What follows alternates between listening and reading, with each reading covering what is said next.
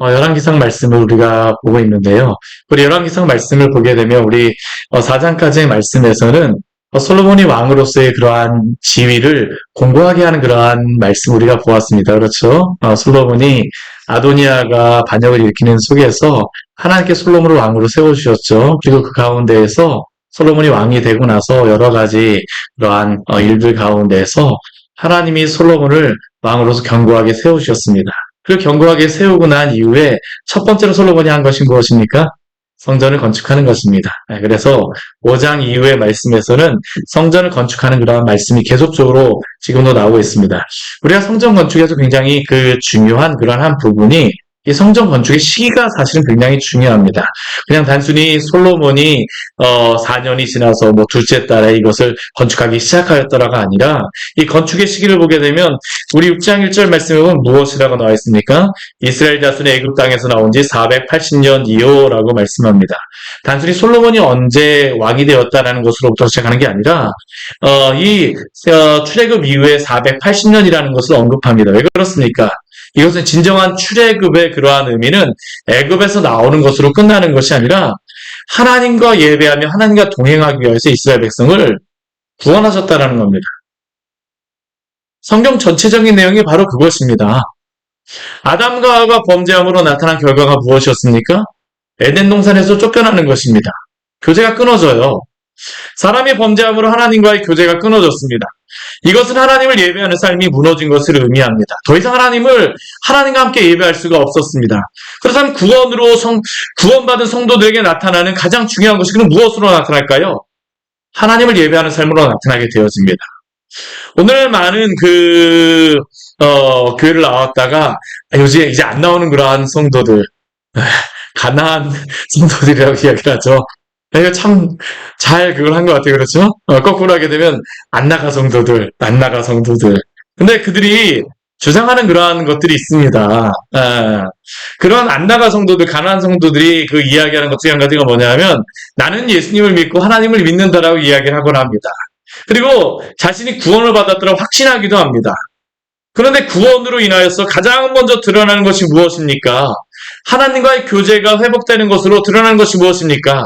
하나님을 예배하는 것입니다. 구원받게 되면 하나님을 예배하게 됩니다. 예배와 하나님의 구원받은 성도의 삶은 결코 뗄래야 뗄 수 없는 그러한 부분입니다. 구원받은 성도는 반드시 하나님을 예배하게 되어 있습니다. 오늘 코로나와 함께 온라인 예배가 활성화되고 있지만 한 가지 분명한 것은 하나님께서는 하나님을 함께 모여서 성도들이 예배하도록 하셨다는 그러한 것입니다. 요한계시록에 한번 말씀을 보십시오. 삼위 하나님의 보좌와 임재를 중심으로 전 우주적인 예배가 거행되고 있습니다. 삼위 하나님의 그 임재, 하나님의 보좌와 어린 양의 그 보좌, 그리고 성령의 그 임재가 거기에 있는데 그 주변으로 다 무엇이 있습니까? 그룹 천사들이 있고 장로들이 있고 성도들이 있고 온 우주가 이 삼위 하나님을 중심으로 모여서 예배합니다. 다 거기 있는 존재들은 영적인 존재들인데 만약 그냥 우리가 온라인으로 예배할 수 있는 것과 같이 생각한다면 모일 필요가 무엇이 있을까요? 근데 하나님께서는 이 요한계시록의 말씀에서도 예배하는 그 장면을 무엇으로 하냐면 함께 모여서 예배하는 것으로 우리에게 그 모습을 보여주십니다. 어쩔 수 없는 상황 가운데 하나님을 예배할 수 없는 성도들이 있습니다. 홀로 멀리 떨어져 있을 수밖에 없고 그렇지 않다면 질병으로 인하여서 하나님을 예배할 수 없는 그러한 상황들, 급한 여러 가지 문제로 인하여서 예배할 수 없는 그러한 일들도 있습니다. 때로는 경찰이라든가 의사라든가 간호사라든가 소방관과 같이 그 직업적인 반드시 생명을 지켜야 되는 그러한 직업에 있는 그러한 사람들은 항상은 아니죠. 근무해야 되는 그러한 때에 이렇게 근무할 수도 있습니다. 그러나 그러한 경우가 아니라고 한다면 우리는 함께 모여서 예배해야 됩니다. 성경 66권을 보면 그것을 우리에게 말씀합니다. 코로나 같은 큰 전염병의 시대에 어쩔 수 없는 우리가 그러한 시간을 보내왔습니다. 그러나 이후에 우리가 코로나가 끝났음에도 불구하고 우리의 육신의 기쁨과 즐거움을 위하여서 주의를 지키지 않고 우리가 온라인 예배를 드린다라고 하게 되면 우리가 어떤 걸까요? 그게 사실은 우리 개인적으로 우리에게 신앙의 면죄부를 주는 것입니다. 우리가 곰곰이 생각해 보게 되면 만약 그러한 그 예배를 드린다고 했을 때 우리의 신앙의 모습을 놓고 우리가 스스로 한번 판단해 봐야 됩니다. 하나님 앞에서 나는 지금 하나님을 예배하고 있는가? 아니면 나 자신의 편리를 위하여서 하나님을 예배한다라고 하지만 나를 예배하고 있는가? 중심이 무엇인가가 항상 우리에겐 중요합니다. 하나님이 예배의 중심이 된다라고 하게 되면 우리는 모여서 예배하지 않을 수가 없습니다. 구원받은 성도는 반드시 그 삶에서 예배가 그 증거로 나타나야 합니다. 삶의 예배뿐만 아니라 기본적으로 공적인 예배, 모여서 드리는 예배가 반드시 그 삶에서 나타나야 합니다. 공적인 예배를 참되게 드려야지만 삶의 예배도 드릴 수가 있습니다. 한때 우리나라에 그 깨어있는 여러 목사님들이 삶의 예배를 너무나도 강조를 하셨어요. 저는 삶의 예배 중요하다고 생각을 합니다. 반드시 우리의 삶에서 예배를 드려야 합니다. 우리의 삶에서 그 주의 거룩하심이 드러나야 됩니다. 그런데 공적인 예배를 우리가 폐지하고 삶의 예배를 진심으로 드리는 것이 가능할까요? 저는 결코 가능하지 않다고 생각합니다. 할 수가 없습니다. 출애굽하고 나서 가장 먼저 명령하신 것도 성막을 만드는 것이었습니다. 솔로몬의 왕권이 안전하여지자마자 가장 먼저 실행하는 것도 성전을 건축하시는 것이었습니다. 하나님이 그렇게 인도하셨습니다. 이것이 바로 출애굽 연도로부터 시작하여서 솔로몬 시대의 성전 건축을 시작한 그 연도를 기록한 이유입니다. 우리가 하나님을 중심으로 예배하는 것. 예배는 그래서 우리의 삶의 다른 것과 타협할 수 없는 그러한 부분임을 기억하시기를 원합니다. 우리가 성경 말씀을 보게 되면 예배 없이 하나님을 섬길 수가 없습니다. 항상 역사적으로 보게 되면 교회가 무너지고 이스라엘이 패역하게 될 때는 항상 무엇이 무너지냐면 두 가지가 무너집니다. 예배가 무너지고요. 하나님 앞에 드리는 그러한 헌금을 하지 않습니다. 우리 구약 성경에도 보게 되면 레위 사람들이 다 도망가 버리죠. 왜 도망갑니까?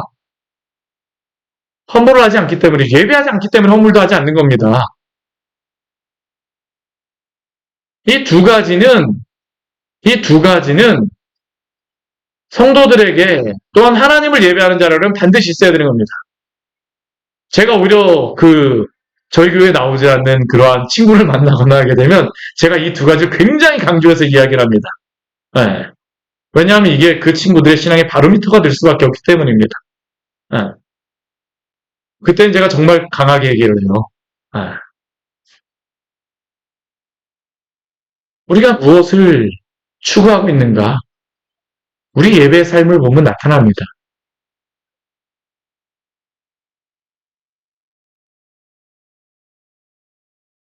오늘 이제 말씀은 어떤 말씀이냐 면 성전의 그 내외각을 다 완공하고 나서 그 다음에 이어지는 말씀인데 우리가 보통 생각하게 되면 성전의 내외각이 다 완성이 되어졌으면 이제 무엇을 만드는 게 필요할까요?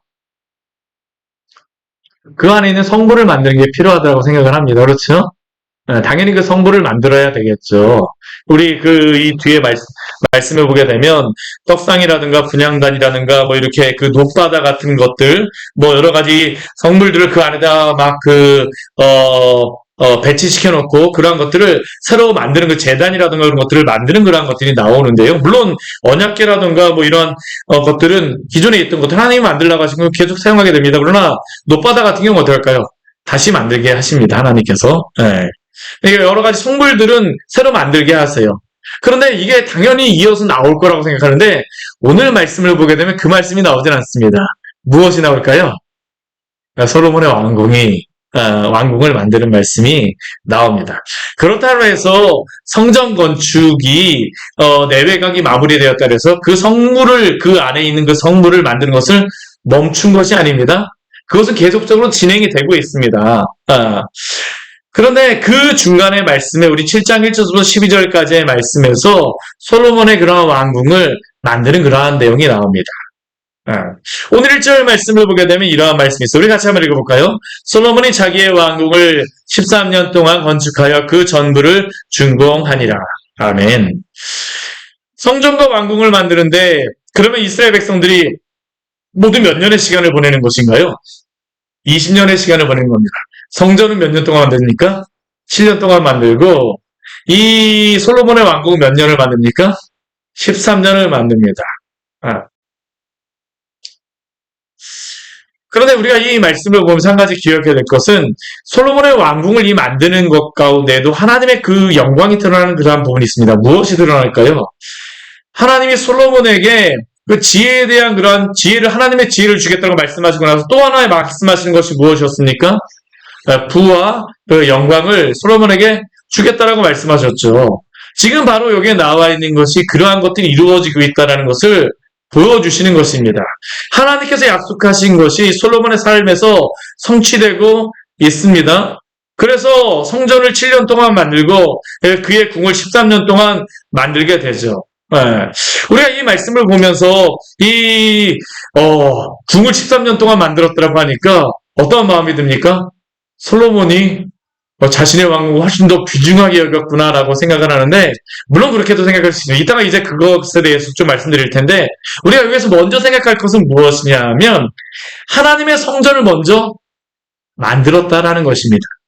우선순위를 솔로몬은 여기에 두었다라는 것을 우리가 부인할 수가 없어요.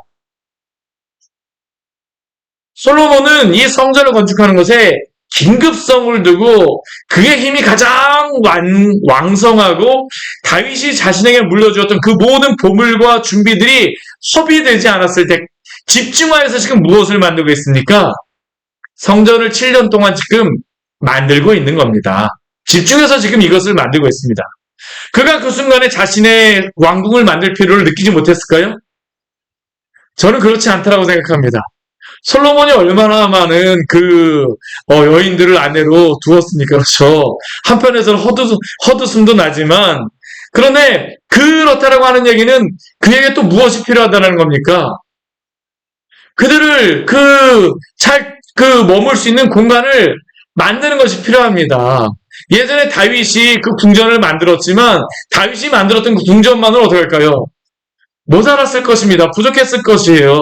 그렇다면 분명히 솔로몬이 이러한 왕궁을 만들 그러한 필요가 있었겠죠. 그의 주변에서는 그러한 것들에 대해서 필요하다라고 하였을 것입니다. 그러나 그는 그 7년 동안 하나님의 성전을 건축하는 것에서만 집중하였습니다. 그리고 그 이후에 왕궁을 13년 동안 만들게 되죠. 우리가 이 말씀, 그 1절부터 12절까지의 말씀을 보게 되면 이 13년의 기간 동안 우리는 왕궁만 13년 동안 짓는다고 생각하지만 이게 아니고요. 솔로몬의 왕궁이 집합체 건물입니다. 한 5개 정도의 지금 건물을 지금 여기에다 한꺼번에 짓고 있는 겁니다. 그러니까 뭐 여러 가지 필요한 것들을 많이 짓고 있어요. 그러다 보니까 이 시간이 더 많이 걸릴 수밖에 없었겠죠. 이런 측면에서 본다면 우리는 우리의 삶의 우선순위가 어디에 있는지를 우리는 점검해야 합니다. 우리는 우리의 입술로는 주님을 최고로 섬긴다라고 하면서 주가 되셨다라고 입술로 우리가 고백을 하지만 나의 삶의 우선순위에서는 결정의 순간에는 하나님이 우리의 뒤편에 있지 않습니까? 굉장히 중요한 질문입니다. 사랑하는 성도 여러분, 우리 주님이 우리의 삶의 최고의 우선순위가 되어야 합니다. 주 예수 그리스도가 우리를 구원하셨다라는 것은 우리의 주가 되시기 위하여서 우리를 구원하신 줄 믿으십시오. 나의 선택의 순간, 나의 시간을 사용하는 순간, 나의 물질이 사용되어지는 순간 우리는 어디에 우리의 우선순위를 두고 살아가고 있습니까? 나의 생각에 가장 중요한 우선순위를 어디에 두고 있습니까? 저는 우리가 해야 될 것을 하지 말라라고 말씀드리는 게 아닙니다. 이게 굉장히 중요한 게 뭐냐면 우선순위에 따라서 우리가 생각하고 결정하는 그러한 모든 삶의 방향과 패턴이 다 달라집니다. 우리가 이 세상에서 7일을 살아가지만 그러나 아까도 말씀드렸던 것 같이 주일을 중심으로 먼저 우리는 어떻게 될까요? 살아가야 합니다. 주님을 예배하는 것을 가장 우선순위에 두고 살아가야 합니다. 나의 삶에 여러 물질들이 많이 필요합니다. 이것도 사야 되고 저것도 사야 됩니다. 우리의 자녀들도 양육해야 되고 나의 그러한 음식도 먹어야 되고 먹지 않으면 살 수 없습니다. 그러나 나의 삶의 여러 가지 물질적인 필요 가운데에 주님께 드릴 것을 우리는 거룩하게 구별하고 난 이후에 우리는 사용을 합니까? 아니면 내가 사용하고 난 다음에 내가 모든 것을 다 쓰고 난 다음에 남은 것을 하나님 앞에 드립니까? 시간도 그렇습니다. 내가 하나님 앞에 드리는 그 시간에 대하여서 가장 우선순위를 거기에다 두고서 나머지 시간들을 거기에 맞춥니까? 아니면 내 시간 내가 다 사용하고 나서 이거죠. 23시간 다 사용하고 나서 오늘 1시간 남네? 야, 오늘 시간이 남으니까 기도나 한번 하러 가볼까? 예배나 한번 드리러 가볼까? 우리는 시간을 어떻게 사용합니까? 나의 생각도 그렇습니다. 나의 그 생각의 중심의 그러한 마음들, 내 마음의 중심이 어디 있느냐가 사실은 여기에서 모든 게 다 결정이 되죠. 정말 그렇습니다. 정말 그래요. 물질이고 시간이고 모든 것이고 간에 우리의 마음이 어디에 있습니까? 무게를 어디에 두고 살아갑니까? 하나님의 영광을 위하여 사는 삶이요? 제가 항상 말씀드리지만 영광을 위하여 사는 삶은 무엇입니까? 하나님을 무겁게 여기며 살아가는 삶입니다. 저울하고 똑같습니다. 하나님이 무겁게 하나님께 영광을 돌린다면 무겁게 여긴다라고 하면 어떻게 될까요? 우리의 삶의 우선순위가 이렇게 기울어질 수밖에 없습니다. 그렇다고 해서 하루 종일 24시간 기도하고 말씀 보라고 말씀드리는 건 아닙니다. 나의 우선순위와 중심이 어디 있느냐라는 겁니다. 이거에 따라서 참 성도인가 아닌가는 판가름 납니다. 주 예수 그리스도가 나의 주인인가 아닌가는 여기에 따라서 판가름이 나는 것이죠. 시간은 100시간을 사용했다고 해서 우리가 주님을 위해 살아가는 게 아닙니다. 목회자들이 제가 설교를 준비한다고 해서 여기서 10시간을 있는다라고 막 말씀을 준비한다라고 하지만 저의 진정한 마음의 중심을 다른 것을 생각하고 1분을 사용한다고 할지라도 그것에 중심을 둔다면 나는 누구의 영광을 위해 살아가는 걸까요? 다른 것을 위해 살아가는 것일 것입니다. 저도 그렇습니다. 양으로 말씀드리는 게 아닙니다. 우리의 마음의 중심이 어디 있느냐라는 것이죠.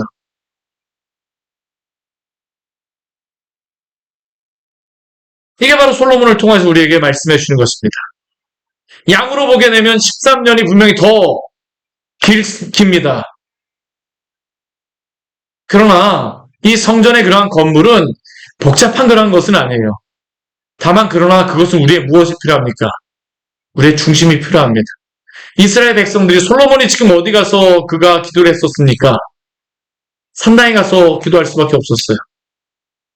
산당에 가서 기도하면서 그가 무슨 생각을 했을까요?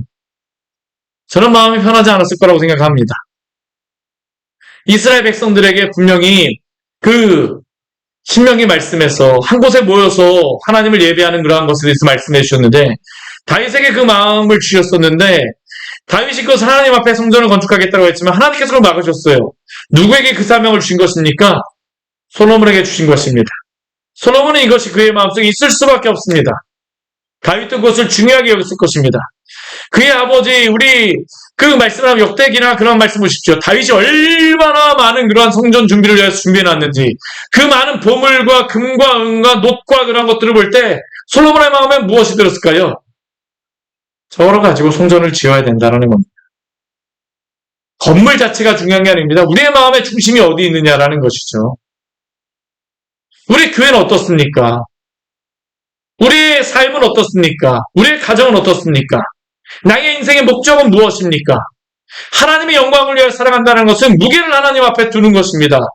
우리는 하나님 앞에 무게를 두고 살아가고 있습니까? 하나님께 무게를 두고 영광을 위하여 살아가시기를 축원합니다. 이게 하나님이 우리를 만드신 목적이죠. 그리고 이 이후의 말씀을 보게 되면 솔로몬이 만들었던 5가지의 그런 건물들을 우리에게 짧게 설명합니다. 정말 짧게 보여줍니다. 우리 2절서부터 5절까지의 말씀에서는 레바논 나무로 만든 왕궁이라고 이야기합니다. 우리 2절 말씀에 그가 레바논 나무로 왕궁을 지었으니 라고 하는데 여기에 레바논 나무라고 하지만 이게 사실은 나무가 아닙니다. 이 단어가 어떤 의미냐면 숲이라는 단어입니다. 숲. 네. 그러니까 레바논 나무, 레바논의 백향목과 잣나무로다 숲을 이룰 만큼 굉장히 많은 나무를 가지고 만들었다라는 것이죠. 그러니까 솔로몬이 이만한 영광을, 이만한 능력이 있었다는 것을 우리에게 또한 보여준 겁니다. 길이는 어떻습니까? 더 큽니다. 100규빗입니다. 100규빗이면 어느 정도 되나요?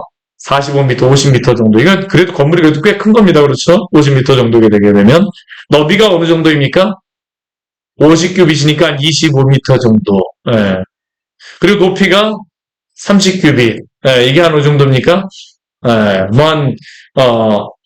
한 15m, 13.5m, 그럼 그 정도 되는 겁니다. 그렇죠? 예. 그러니까, 그 앞에 만들었던 성전보다는 훨씬 더 큰 건물이죠. 그렇죠. 예. 그리고 이곳에다가 여러 가지 그러한 것들로서 아주 잘 만들었습니다. 근데 우리가 성경을 보게 되면 이 레바논 나무 왕궁은 어떠한 용도로서 많이 사용되냐면 창고로서 사용됐던 것 같습니다. 창고. 우리 뒤에 보게 되면 열왕기상 우리 10장 17절 우리 뒤에 10장 17절 말씀 같이 한번 보도록 할까요? 10장 17절 말씀. 10장 17절 같이 한번 읽겠습니다. 또 쳐서 느린 금으로 작은 방패 300개를 만들었으니 내 방패의 든 금이 3만에라 왕이 이것들을 레바논 나무궁에 두었더라. 아멘. 네, 앞에 우리 큰 방패도 만드는데 이러한 것들이 다 어디로 들어갈까요? 네, 나무궁에 들어가는 겁니다. 여기에다 다 보관하였던 겁니다. 그리고 또 우리 21절 말씀에도 보게 되면 또 나와요. 우리 21절 말씀, 우리 10장 21절 말씀인데 같이 읽겠습니다. 솔로몬 왕이 마시는 그릇은 다 금이요 레바논 나무궁의 그릇들도 다 정금이라. 은 기물이 없으니 솔로몬의 시대에 은을 귀히 여기지 아니함은 우리 여기에도 보게 되면 다 금이요 레바논 나무궁의 그릇들도 라고 이야기를 하고 있죠. 그러니까 이 그릇이라던가 뭐 여러 가지 무기라던가 이러한 것들을 창고에다 둔다고 했을 때 어디에다 두는 겁니까? 여기에다 다 이 나무궁에다 화려한 이 나무궁에다 다 넣었던 것이죠. 물론 아마 여기에 이런 것뿐만 아니라 머물 수 있는 그런 공간도 있었을 것입니다. 그러나 이 공간은 굉장히 다용도의 공간이라는 것을 알 수가 있어요. 그렇기 때문에 굉장히 큰 공간이 필요했던 겁니다. 우리나라도 이러한 것들을 보관하려면 어떻게 할까요? 필요합니다. 그렇죠. 그러니까 이렇게 큰 건물을 만들었던 겁니다. 또 우리 6절 말씀에 보게 되면 또 무엇이 나오냐 하면 주랑이 나오고 있습니다. 또 기둥을 세워 주랑을 지었으니 길이가 50규빗이요 너비가 30규빗이며 우리 6절 말씀에 이렇게 말하고 있죠. 이 주랑이라고 하는 것은 이 기둥으로다 세워놓는 현관과 같습니다. 기둥으로다 세워놓는 그러한 현관. 이것을 어떤 용도로 사용했을지 모르지만 아마 솔로몬이 통치하는 데에 현관같이 그쪽에 앉아서 통치하였던 그러한 장소가 아니었나라고 생각을 해봅니다. 이러한 주랑이 있었어요. 길이가 50규빗, 너비가 30규빗이 있었습니다. 또 한 군데 그러한 주랑이 뒤에 나오는데 우리 7절 말씀에 보면 나오고 있습니다. 무엇이라고 합니까? 심판하기 위하여 보좌의 주랑, 곧 재판하는 주랑을 짓고 온 말을 백향목으로 덮었고, 특별히 재판하는 곳은 따로 이렇게 좀 만들어 놓은 것입니다. 재판만을 위해서 만들어 놓은 것이죠. 아마 이곳에는 많은 여러 가지 신하들보다는 여러 억울한 사람들 막 와서 있어야 되니까 그러한 사람들 재판하는 그러한 곳이 바로 여기 솔로몬이 만들어 놓았습니다. 그래서 온 마을을 백향로로 덮는 그러한 장소를 만들어 놓았었죠. 그리고 네 번째로 만들었던 곳이 무엇이냐? 우리 8절 말씀에 나오고 있는데요. 솔로몬이 거처할 왕궁 해서 그 주랑 뒤 다른 뜰에 있으니 라고 말하고 있습니다. 솔로몬이 자신이 거처할 왕궁은 따로 만들었다라는 겁니다. 따로 만들었어요. 그리고 다섯 번째 만드는 그러한 건물이 있는데 8절 후반부에 나옵니다. 무엇입니까? 솔로몬이 또 그가 장가든 바로의 딸을 위하여 집을 지었는데 이 주랑과 같더라. 아마 이렇게 형광같이 이렇게 해갖고 이 집을 바로의 그러한 딸을 위하여서 만들었습니다. 그러니까 이 다섯 개의 건물, 레바논 나무 왕궁, 주랑, 보좌의 주랑, 솔로몬의 거처, 바로의 딸을 위한 이 건물들을 몇 년 동안 만드는 겁니까? 13년의 시간을 들여서 지금 다 건축하고 있는 것이죠. 오늘 말씀을 시작하며 솔로몬이 분명히 자신의 왕궁과 궁궐보다 여호와의 성전을 건축하는 것을 훨씬 더 우선순위에 두고 건축하였음을 우리는 보았습니다. 또한 이 13년의 시간이 들었다고 하는 것으로 보아서는 솔로몬의 왕궁 어떻습니까? 다섯 개의 그 건물이 굉장히 복잡하게 만들어졌다는 것을 우리가 알 수 있죠. 바로의 딸의 집이 나왔지만 또 솔로몬의 여러 왕비와 후궁들을 위한 그러한 방들도 있었을 것입니다. 식당과 머물 수 있는 여러 장소들 그 외에 그런 모든 것들이 아마 이 모든 것들에 다 나와 있습니다. 나와 있어 만들어졌을 것입니다. 이 건물들 안에. 그런데 열왕기상을 얻었으니까 단지 12절의 말씀에서만 13년의 공사를 정리합니다. 이것을 여기에 이렇게 기록함은 하나님께서 솔로몬에게 약속하신 것까지 어떻습니까?